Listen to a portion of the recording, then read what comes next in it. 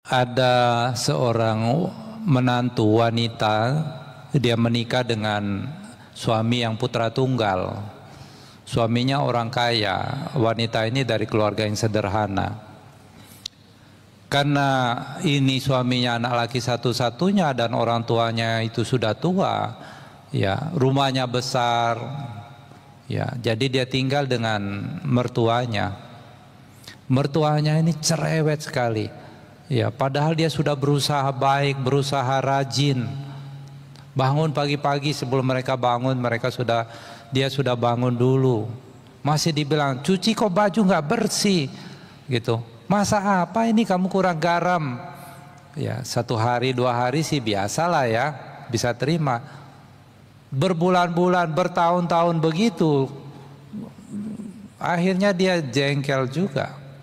Ajak suaminya, Pak, kita tinggal di rumah sendirilah, Pak. Enggak bisa lah, orang tua saya ini kan sudah tua, saya harus jaga orang tua saya. Tambah dia stres. Saking stresnya, saking bencinya dengan mertuanya, dia pergi ke orang pintar. Ya. Pergi ke orang pintar, dia cari racun. Mau diracun ini mertuanya. Namanya orang pintar kan dia pasti bisa bikin racun ya. Kalau nggak bisa berarti orang bodoh dia. Nah, orang pintar ini mengetahui hal ini. Kalau saya tidak kasih racun yang dia minta, dia pasti akan pergi ke orang yang lain. Akhirnya dia buatkan racun. Begini ya, saya kasih tahu cara pakainya. Racun ini sengaja saya buat lemah. Kalau saya kasih racun yang kuat, begitu kamu kasih, mertua kamu kelepar-kelepar, kamu pasti kena tertuduh. Karena hubungan kamu kan tidak baik. Oh iya, masuk akal toh. Benar juga. Ini racun setiap pagi kamu kasih segini. Kamu campur di teh dia, ya. Tapi kamu juga harus berubah supaya nggak ketahuan. Kamu harus baik. Jadi setiap pagi dia seduhkan teh, dicampur racunnya sedikit. Gitu. Dia baik, Mas, selamat pagi, ini Mas sudah saya buatin teh, dipijit. Jadi baik dia. Semakin lama dia begitu, ya mertuanya berubah, dia semakin baik. Akhirnya mertuanya lebih baik dengan dia dibanding anaknya. Setelah mengetahui ini dia jadi khawatir. Waduh, mertua saya sekarang baik, tidak seperti dulu. Ini dia bisa mati nih, saya selama ini kasih dia racun, gitu. Akhirnya dia pergi ke orang pintar itu tadi. Saya minta penawarnya. Orang tua saya, mertua saya nggak seperti dulu, sudah baik. Tolong saya dikasih penawarnya. Ya, loh orang pintar itu jawab, kenapa waktu itu minta racun, sekarang minta penawarnya, gitu. Sekarang sudah baik mertua saya.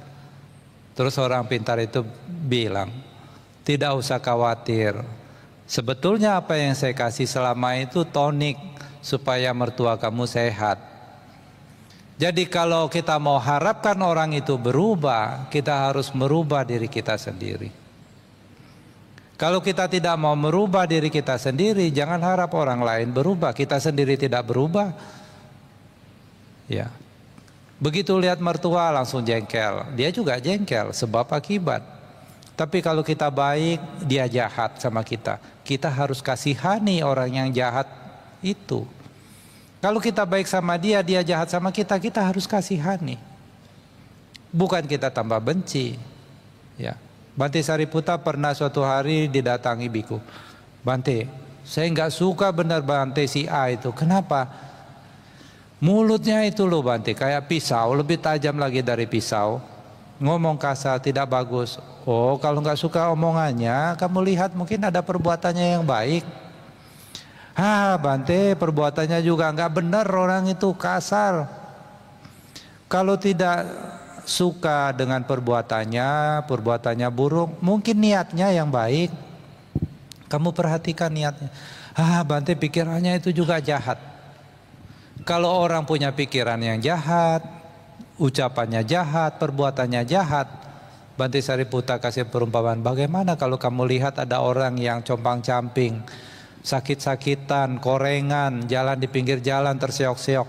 Kamu lihat orang seperti itu, kamu benci tidak? Benci tidak? Tentu tidak.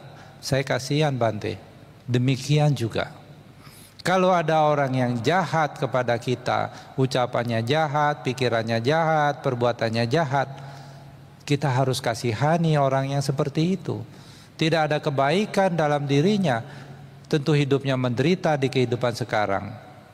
Di kehidupan yang akan datang, karena ucapannya jahat, perbuatannya jahat, pikirannya jahat, orang itu akan jatuh ke alam-alam rendah, bahkan ke neraka. Masa kita benci? Dengan mengetahui ini, Sang Buddha mengajarkan kepada kita, jangan membalas kebencian dengan kebencian. Kalau kita baik sama orang, orang jahat sama kita, kejahatannya akan balik kepada dirinya sendiri, tidak merugikan kita. Ada satu perumpamaan yang bagus, seperti orang menebar abu melawan arah angin. Kemana abunya kena? Ke si penebar itu sendiri. Ya. Jadi orang tua jahat, ya kita harus lebih baik. Kita harus lebih baik lagi. Kalau orang tuanya ditinggal, terus orang tuanya menderita, kemudian di ujung penghidupan kita menyesal, itu penderitaan yang lebih besar. Ya, menyesal, hidup dengan membawa penyesalan seumur hidup. Tuhan aja tidak bisa punya kuasa merubah apa yang sudah terjadi, toh. Itulah penderitaan yang paling besar, menyesal. Kenapa saya dulu menelantarkan orang tua saya?